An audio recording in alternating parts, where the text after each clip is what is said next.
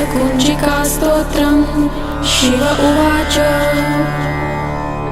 शृणु देवि प्रवक्ष्यामि कुञ्जिकास्तोत्रमुत्तमम्। येन मन्त्रप्रभावेण चण्डी जापः शुभो भवेत्। न कवचं नार्गलास्तोत्रं कीलकं न रहस्यकं न सूक्तं नापि ध्यानं च न न्यासो न च वार्चनम्। कुञ्जिकापाठमात्रेण दुर्गापाठफलं लभेत्। अतिगुह्यतरं देवी देवानामपि दुर्लभम्। गोपनीयं प्रयत्नेन स्वयोनिरिव पार्वती। मारणं मोहनं वश्यं स्तम्भनोच्चाटनादिकम्। पाठमात्रेण संसिद्ध्येत् कुञ्जिकास्तोत्रमुत्तमम्। अथ मन्त्रः। ॐ ऐं ह्रीं क्लीं चामुण्डायै विच्छे। ॐ ग्लौं हूं क्लीं जूं सः ज्वालय ज्वालय ज्वल ज्वल प्रज्वल प्रज्वल। ऐं ह्रीं क्लीं चामुण्डायै विच्छे। ज्वल हं सं लं क्षं फट् स्वाहा इति मन्त्रः। नमस्ते रुद्ररूपिण्यै नमस्ते मधुमर्दिनी। नमः कैटभहारिण्यै नमस्ते महिषार्दिनी। नमस्ते शुम्भहन्त्रै च निशुम्भासुरघातिनी। जागृतं हि महादेवी जपं सिद्धं कुरुष्व मे।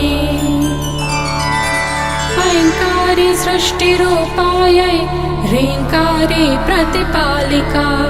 क्लीङ्कारी कामरूपिण्यै बीजरूपे नमोऽस्तु ते। चामुण्डा चण्डघाती च यैकारी वरदायिनी। विच्चे चाभयदा नित्यं नमस्ते मन्त्ररूपिणी। धां धीं धूं धूर्जटेः पत्नी वां वीं वूं वागधीश्वरी। क्रां क्रीं क्रूं कालिका देवी शां शीं शूं मे शुभं कुरु। हुं हुं हुंकाररूपिण्यै जं जं जं जम्भनादिनी। भ्रां ह्रीं भ्रूं भैरवी भद्रे भवान्यै ते नमो नमः। अं कं चं टं तं पं यं शं वीं दूं ऐं वीं हं क्षं। धिज्जाग्रं धिज्जाग्रं त्रोटय त्रोटय दीप्तं कुरु कुरु स्वाहा। पां पीं पूं पार्वती पूर्णा खां खीं खूं खेचरी तथा। सां सीं सूं सप्तशती देव्या मन्त्रसिद्धिं कुरुष्व मे। इदं तु कुञ्जिकास्तोत्रं मन्त्रजागर्ति हेतवे।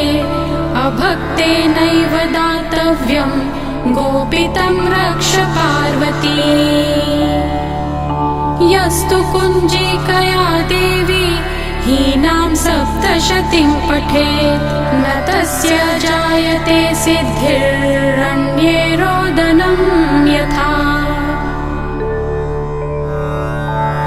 इति श्रीरुद्रयामले गौरीतन्त्रे शिवपार्वती संवादे कुञ्जिकास्तोत्रं सम्पूर्णम्।